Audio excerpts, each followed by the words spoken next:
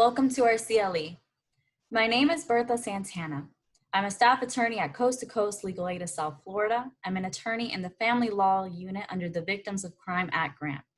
I'll be discussing with you today what you should be aware of when representing clients who are low income or have lower social economic status.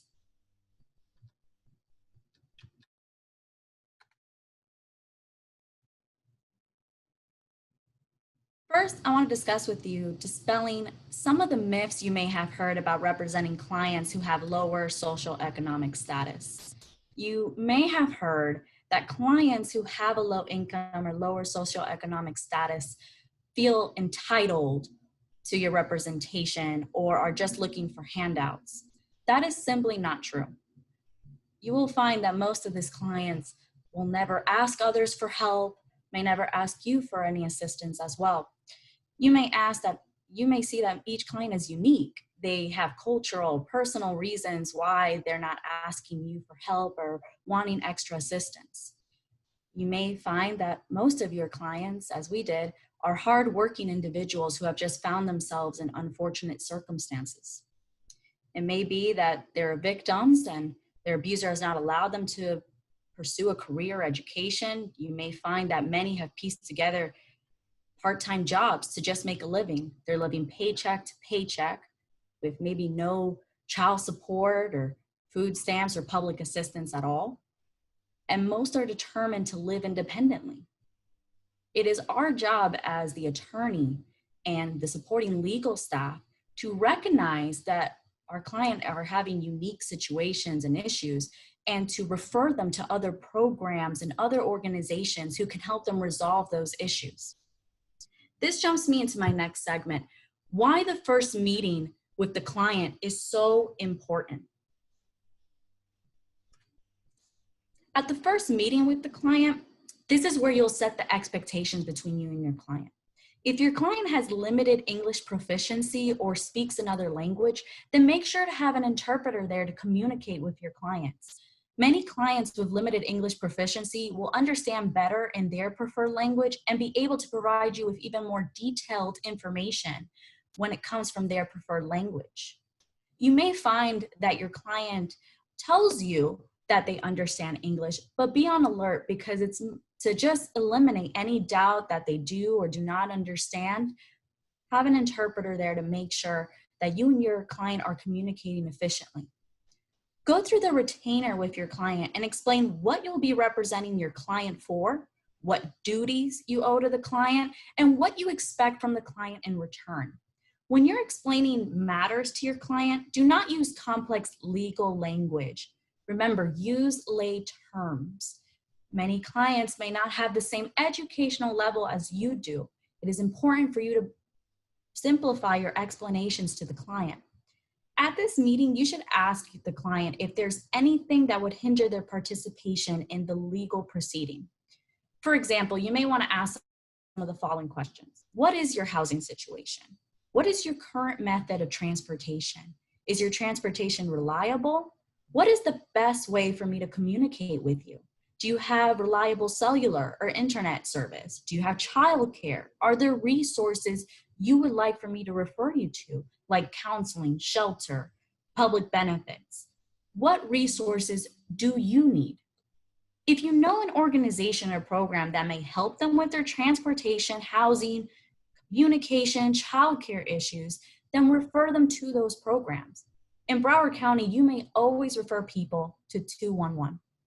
Remember, be patient, accommodating, and flexible. You may find that during your representation, you may have to change your method of communicating with the client. It's a little different than how you would usually represent a client. You may find that it's common for clients who have low income or lower socioeconomic status to have experienced adverse childhood experiences, also known as ACEs. These are potentially traumatic events that occur in childhood, from infant all the way to 17 years old.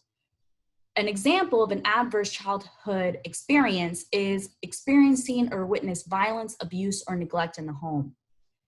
ACEs may later affect that person in adulthood, and that person may develop chronic health issues, mental illness, or substance misuse.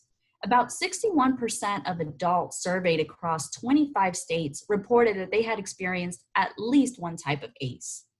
During your representation, you should try to give a trauma-informed legal representation if you find that that person is a victim of domestic violence, intimate partner violence, or had experienced ACEs.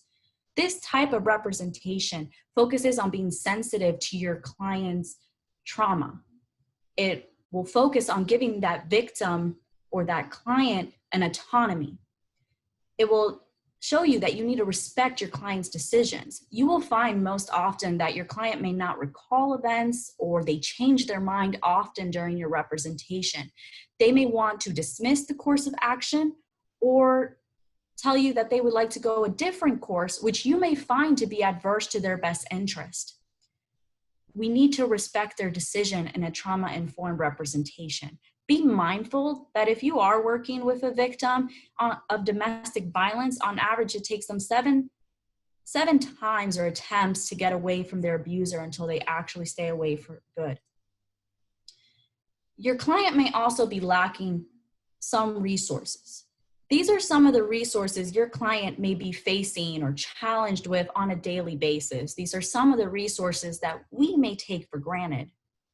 Common resources your client may be lacking in are transportation, housing, communication, childcare, food, internet, and phone access.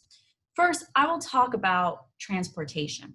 It is common for our clients to have unreliable transportation or no transportation at all. They may rely on friends or family to drive them somewhere.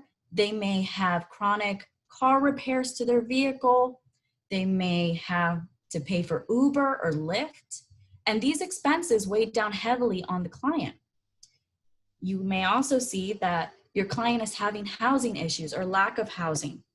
This could be a sort of eviction because they can't pay their rent. This is also maybe a situation where a victim cannot leave the home because they cannot afford to do so from their abuser.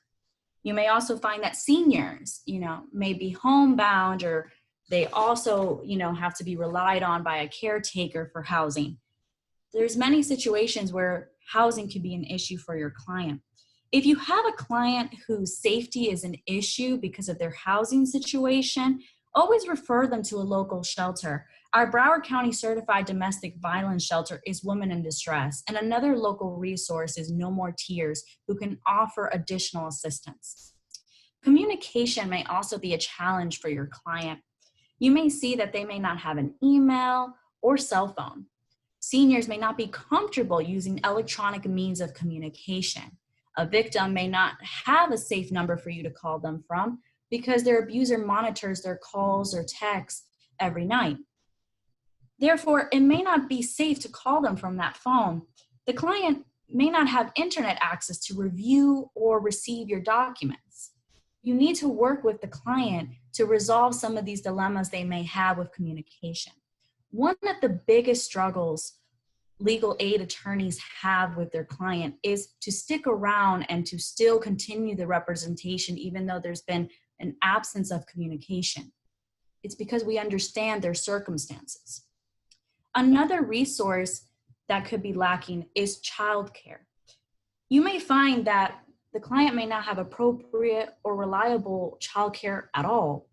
If they're a single mother or father and their child is not of school age, they may have to stay home with the child and be prevented from working part-time or full-time jobs.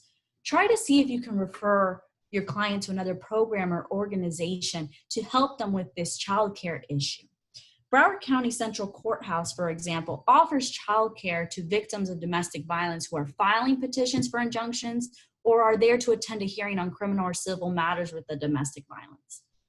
And then the access to food or lack of food is another resource your client may be lacking in. It may be that your client cannot provide, or they just don't have enough income to provide for their growing family. They may not be aware that there's actually food assistance or other programs to help them with these benefits, such as food stamps.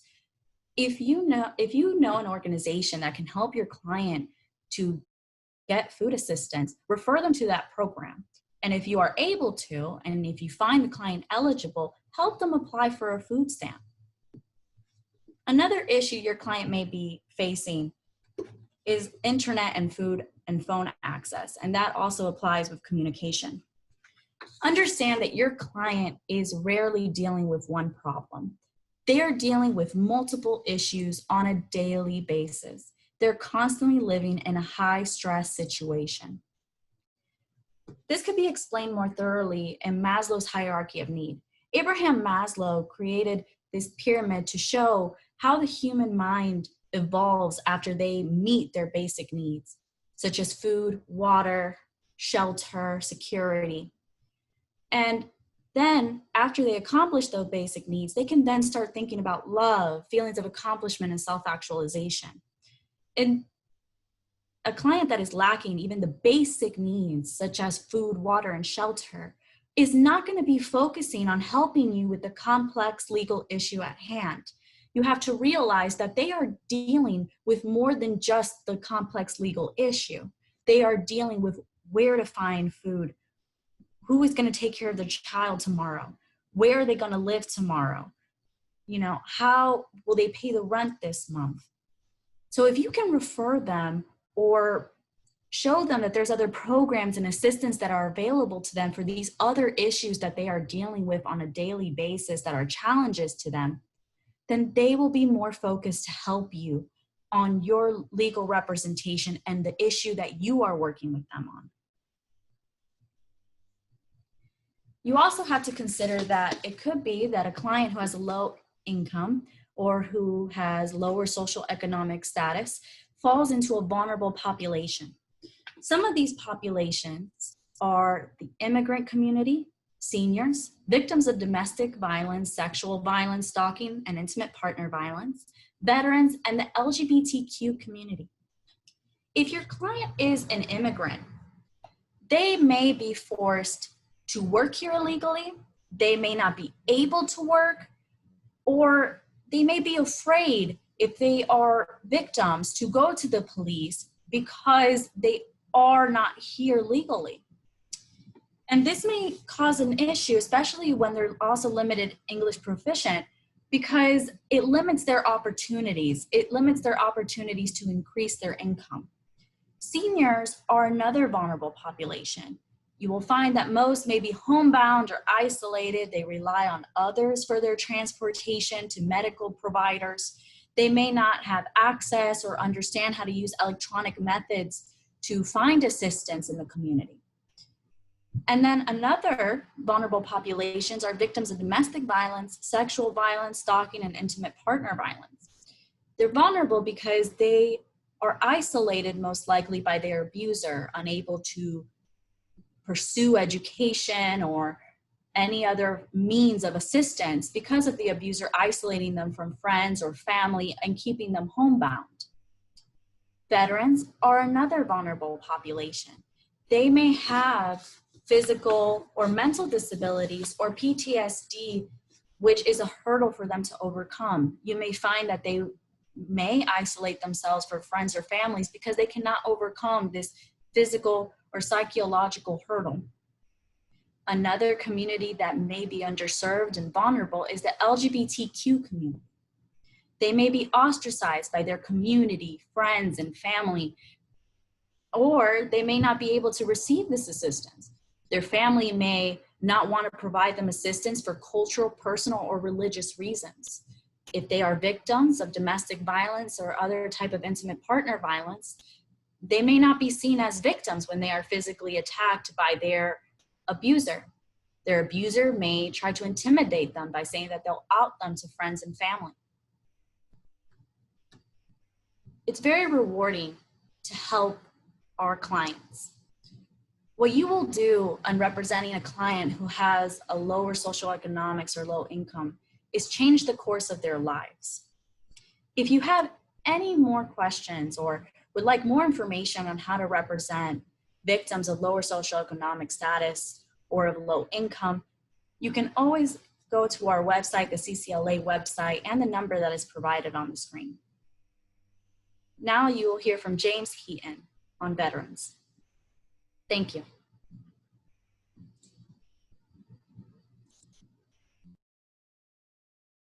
Thank you, Bertha. And let me go ahead and share my screen here. I'm going to be talking to all of you today about our Veterans Project here at Legal Aid Service of Broward County and some of the updates from COVID-19 and considerations that we should be thinking about while representing our veterans population. Now, the purpose of this CLE today is exactly that. This is going to be essentially a brief overview regarding many aspects that veterans face, specifically the Department of Veterans Affairs, and also some of the updates to the Supportive Services for Veterans Families project. Now, right here, you'll see kind of the roadmap of what we'll be looking at today, and that is exactly these types of benefits available by the Department of Veterans Affairs. So under the Department of Veterans Affairs, these benefits that have been impacted by COVID-19 are the VA compensation benefits, VA pension benefits, vocational rehab and education assistance, the GI Bill benefits, and debts and waivers. Additionally, there have been some changes and temporary expansions to the policy of the Supportive Services of Veterans Families, which service those that are homeless, those veterans that are homeless and at risk of being homeless. Now, since this is a brief overview, I wanted to provide you also with some references. So at any time, later while you're reviewing the CLE and you want to learn more about the law that applies here, you can go ahead and use this slide as a reference to navigate this system and learn a little bit more. There's some very, very useful resources here. Now, I want to start off in the natural place you would start off in a presentation like this, and that's with the VA compensation benefits. It's the most common type of benefit that your veteran clients are receiving. Now, this is a benefit that's paid monthly to a veteran who is suffering from a disability that either began in the military or is aggravated by their military service. This is most commonly known as service-connected disability. And it's rated in a way that a veteran will receive this monthly compensation benefit on a sliding scale, starting at 0% all the way up to 100% in 10% increments. So it's always good to know the lingo if you find out that your client is a veteran and they are receiving this service-connected disability benefit. You can ask them, what's your disability rating with the VA? And it's kind of a good way to get familiar with the individual and your client that you're working with. Now, it's important to understand how that level of rating plays in with the severity of the condition. So each of those percentage points are assigned based on the severity and frequency of the symptoms that the veteran is facing for that disability. So it could be that your veteran client has had a very traumatic disability at one point, for example, certain cancers attributed to exposure to Agent Orange, where they were undergoing chemotherapy and constant treatment. And that treatment required them to be bedridden and required them to essentially forego all normalcy in their life. And at that point, they may have been rated at 100%. Well, if they overcome that condition, if they beat the cancer in this circumstance, the VA can go ahead and re-rate them at potentially 0% if they're not facing any or suffering any residual conditions. Now, for veterans that are receiving VA compensation, they don't need to take any additional steps to receive that CARES Act tax credit, hopefully by now, but at the point we're doing this CLE, and definitely hopefully by the point you're watching the CLE, your veteran clients are not still experiencing issues with backlog of not receiving that CARES Act tax credit. But veterans should not have to take any additional step if they're receiving VA benefits to receive that tax credit. Also, the VA is continuing to pay these compensation benefits without any expected interruptions. Now, however, there might be some slowdown with filing the initial claim for compensation benefits if you have a veteran client who is not currently receiving VA compensation or service-connected disability, and they want to file a new claim, there may be significant delays as the National Personal Record Center, which is where most of these military files are housed, is not currently completing these records requests for most applicants. Now, they've made an exception for homeless and terminally ill and those experiencing a severe financial hardship. So if your veteran client falls under one of these exceptions, then they may be able to get their applications processed in an expedited manner, which is very important because, as you can imagine, these benefits can be life-saving. Next, I want to talk to you about a benefit that is kind of often confused with VA compensation, and that's VA pension. The term pension is not what you would expect it to be. It's not military pension. It's not military retirement pension or really what a pension tends to be.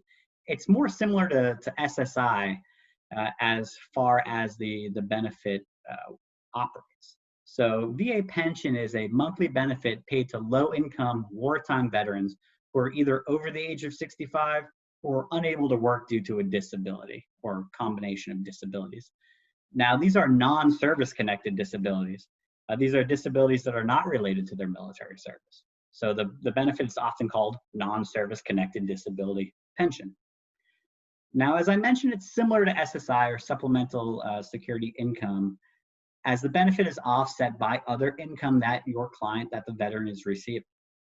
Now, fortunately, this benefit will not be disrupted by the receipt of the CARES Act tax credit, so that veteran is able to receive that money and utilize it as needed, as long as that money is spent or used within 1 year of its receipt. It's not going to disrupt your veteran's ability or eligibility to continue to receive their VA pension benefits, which is a huge plus for these vets who are often only receiving about $1,000, $1,100, maybe $1,200 a month from this VA pension benefit. Now, one of the things to keep in mind during these times is your clients that are receiving these VA pension benefits may have other medical expenses associated with care or treatment with COVID-19 or other medical expenses just associated with the additional stressors or the changes in their routine in life.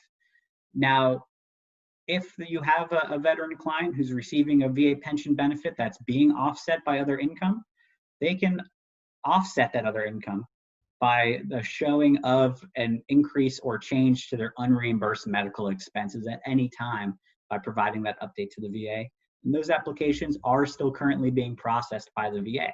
So there shouldn't be any delay there, and it's something that your client should be doing on a regular basis. The good news there is it's not going to be up to you to make that determination necessarily. The veterans who are receiving VA pension have access to social workers and other assistants at the VA, most of whom are working remotely during these times to provide these essential services. So they can work with that social worker at the VA to update their unreimbursed medical expenses that will then increase the amount of income that they are getting from the VA pension benefit. Now, the recipients can also receive additional funds if they can show a need for what they call aid and attendance. Now, this is the need for someone to provide a daily living assistance in home to the veteran or to help the veteran get around. And now is definitely an interesting time for receiving those aid and attendance benefits, but it's something that the VA is clearly working on, continuing and monitoring and following the CDC guidelines for how in-home aides are coming into contact with veterans. However, this money is often used to help to have a family member provide these services to the veteran. So this is something that can be very beneficial to veterans that are quarantining with family members during these times, and is a benefit that they could apply for. Again, it's called aid and attendance for VA pension. Now, moving on to education benefits, there's two main types of benefits that veterans receive after they separate from the military service, and those two benefits are vocational rehab and education assistance and the GI Bill. And to briefly discuss each benefit individually, Voc Rehab, as it's often called, or VR&E benefits, it's a benefit for service-connected veterans, so they have to have a service-connected disability rating of at least 10%, who are having trouble excelling in the workforce and require the need for additional vocational training. Now, this benefit can be used for either a certification to increase their employability.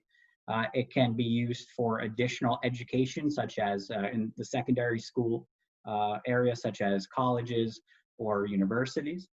It can even be used for graduate school if the need presents itself that this additional education is directly tied to their increased employability. So that's the trick there with vocational rehab. I've sat into many of these vocational rehab meetings with our veteran clients, and one of the first questions that the Voc Rehab officer asks is, what do you want to be when you grow up? Because that's exactly the purpose of this benefit. How do we get you from where you are right now to a place where you will be employable in the long term? Very important benefit. However, it does not have the same flexibility as the GI Bill. You'll hear the GI Bill. There's been many iterations of it over the years. Currently, the post 9/11 GI Bill is a very useful benefit for veterans who are separated from service with an honorable discharge. So those veterans that have been paying into the GI Bill, received an honorable discharge from service, can utilize that GI Bill money for a full education after leaving the military. And it's a very useful benefit. They can utilize it for any schooling that they're interested in receiving. They don't have to rely on a vocational rehab counselor or officer to determine whether it's a good fit for them. They can use their GI Bill money however they choose. And then later on, if after getting their GI Bill, there's a need for additional vocational assistance, and they have to show this need, they can access the vocational rehab benefits as well, assuming they're eligible.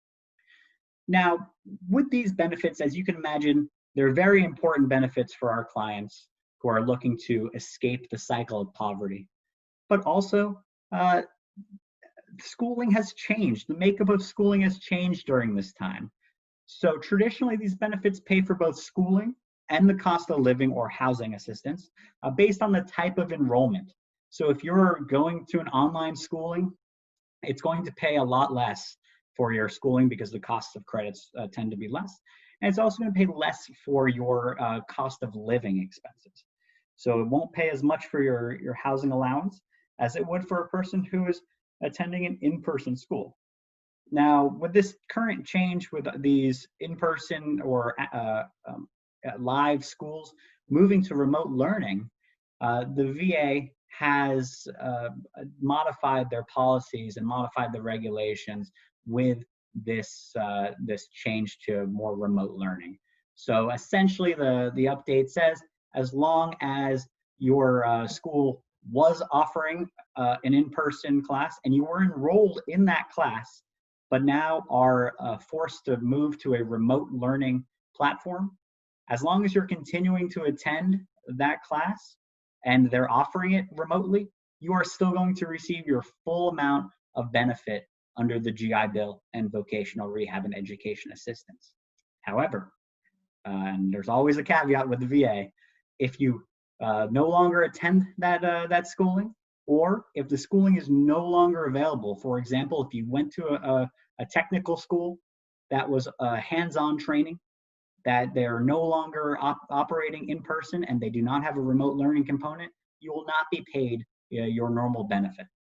So it's something to be aware of if you have a veteran coming to you saying that they're no longer getting paid for their vocational rehab or their GI Bill benefit.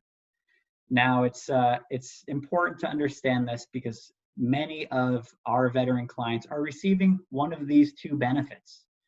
And it's important to know and to advise them on what they must do in order to continue to receive these benefits, or the reason and rationale why they have stopped receiving these benefits. So it's a great benefit for the client, very useful and very common for our clients. Now, something that happens if you don't follow the VA rules, and maybe you continue to receive a benefit for education, or maybe you continue to receive a certain service-connected disability benefit when you are no longer eligible and you failed to update the VA with a change in your condition. Well, the VA will issue a debt, an overpayment debt, much like any other federal agency will. Their overpayment debts are very, very important to deal with on a timely basis. Now, these VA debts, they're continuing to be processed during this pandemic, and the VA is not showing any slowdown with processing overpayments and other debts. Now, the three most common types of debts are from compensation, from VA compensation or service-connected disability, from VA pension or non-service-connected disability, or from these education programs that we just recently discussed in the last slide. Now, what happens individually from each of these benefits commonly is with VA compensation, the veteran has the duty to continue to update the VA of any change of their medical condition. So if your condition has improved, it's your duty as the recipient of this benefit to update the VA of a change in your symptoms, in your disability.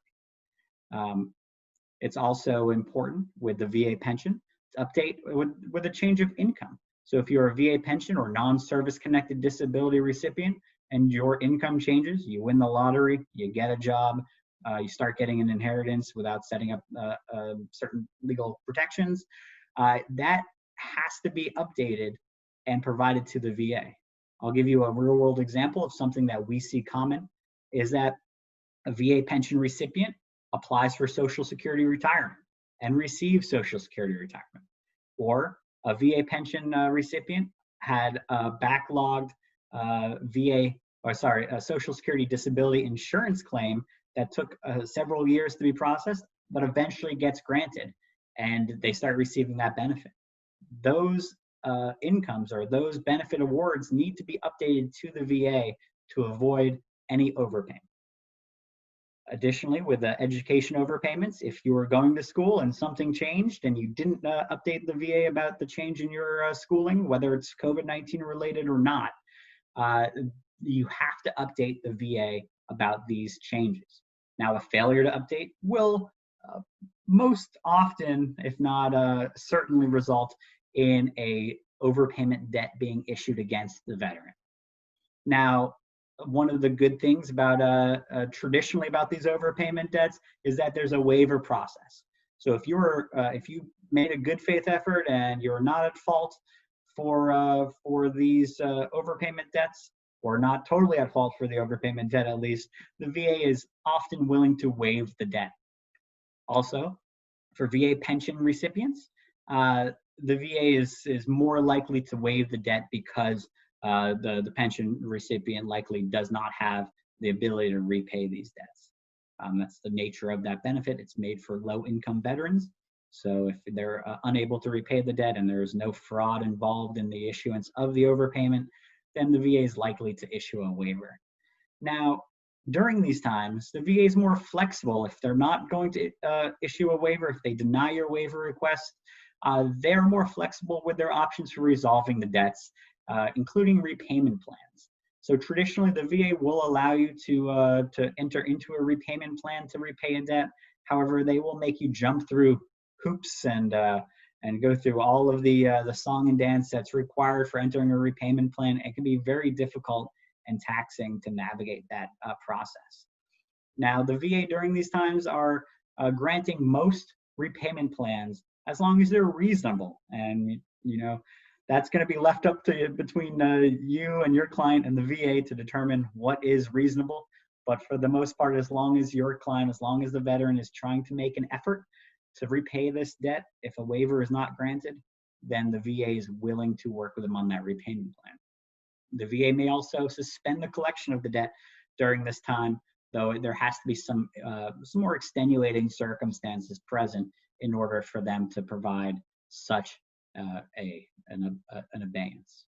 Now, one of the good things here is that the VA is also allowing the acceptance of delayed filing. So if you were to miss a deadline, or your veteran client were to miss a deadline because of the pandemic, and I'll discuss this on both ends of it As a practitioner, if your office is closed and you're unable to receive your mail and you miss a deadline that had a 5 or 6 day response window or a 10-day response window, as sometimes with the VA, or if you're unable to, maybe you work in a more rural office and you're just unable to receive the mail at all because of this, that may be a good cause in order for the deadline to be told. So with your veteran client, their same thing applies for them, where they may be able to get their those deadlines told as well. Now, the point here is that you need to be able to show good cause for the delay. The VA has built in a good cause argument for you with the pandemic. However, you have to still go ahead and put forth that good cause argument and show at least some sufficient amount that there was a good cause for the delay. Now, let me transition over here to temporary changes to the Supportive Services for Veteran Families project.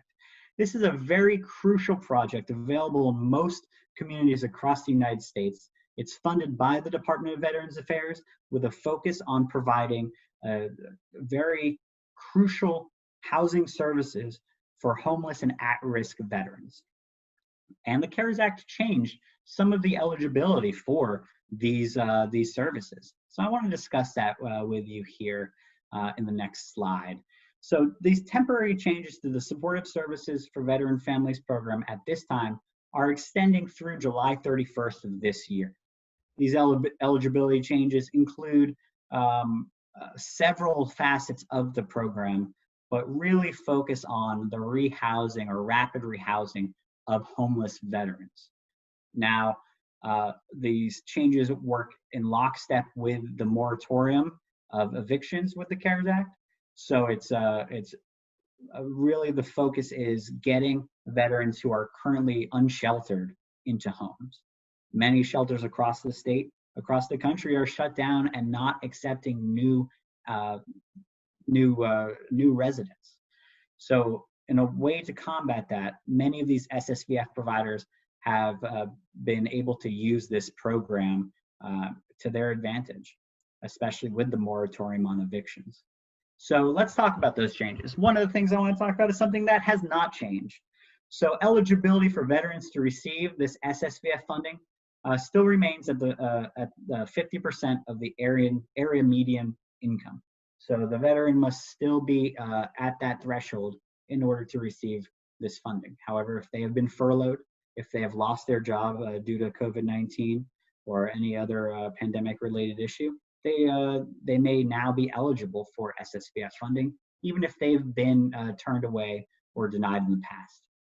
Now, one of the good things that the CARES Act brought in this time of difficulty with getting documentation across without person-to-person contact is that documentation to prove eligibility is not immediately required to address the veteran's immediate needs, as long as the provider, as long as that case or care manager is using their due diligence to determine the veteran's eligibility. So that, with that being said, as long as the care manager or case manager is speaking with the veteran and going through the proper checklist, the veteran will not need to wait to be able to provide that documentation to the provider before services can be provided. Now, one of the things that is the biggest benefit of the CARES Act providing to the SSVF program is that there has been a temporary waiver of the limitations for the number of months a veteran can receive rental assistance, utilities assistance, and emergency housing assistance. Now, it's very important because it also includes the ability to re-enroll veterans who have previously exhausted their financial assistance. So you're in this circumstance, if you had a veteran who was in a bad spot prior to the CARES Act, prior to the shutdown, that they had already exhausted all of their SSVF funding to become stable, and now they've lost their job due to COVID-19, they can go ahead and re-enroll with SSVF and receive funding specifically for rental assistance, utility assistance, or emergency housing assistance. Another thing that the CARES Act provided to SSVF in order to combat the increase for demand experienced during these times is that all SSVF providers received a 53% funding increase through the CARES Act. And that funding is specifically used for those issues that were discussed above. So rental assistance, utility assistance, emergency housing. And this was one of the big changes to the program, is it's allowing the providers to house veterans in hotels, not something normally allowed under the SSVF program. Providers can use this additional funding to house unsheltered veterans in emergency housing when other housing is not available. Now, again, it can also be used for utility assistance and rental assistance. It cannot, however, be used for mortgage assistance. So if you have a veteran who's otherwise eligible for SSVF, this funding cannot be used to catch them up on their mortgage payments. However, it can be used to assist those homeowners with utility assistance as needed under the program. And as I discussed previously, these funds are currently available through July 31st of 2020. Now, as mentioned, there's many SSVF providers across the country. It is one of the biggest funded programs for homeless individuals or individuals experiencing homelessness and individuals at risk of experiencing homelessness. So in your area, there's likely to be one or more SSVF programs. As previously mentioned, you can, if you come in contact with a veteran who you believe may be eligible for SSVF, you can have them reach out, or you can reach out on their behalf to your local 211 provider who should be able to link you or that veteran with their local SSVF program.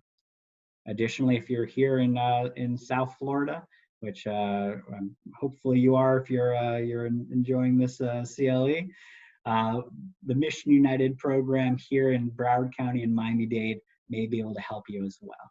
And that program may have services to help your veteran clients who are not experiencing homelessness, who may be a little bit better off, but still have legal needs, whether COVID-19 related or not.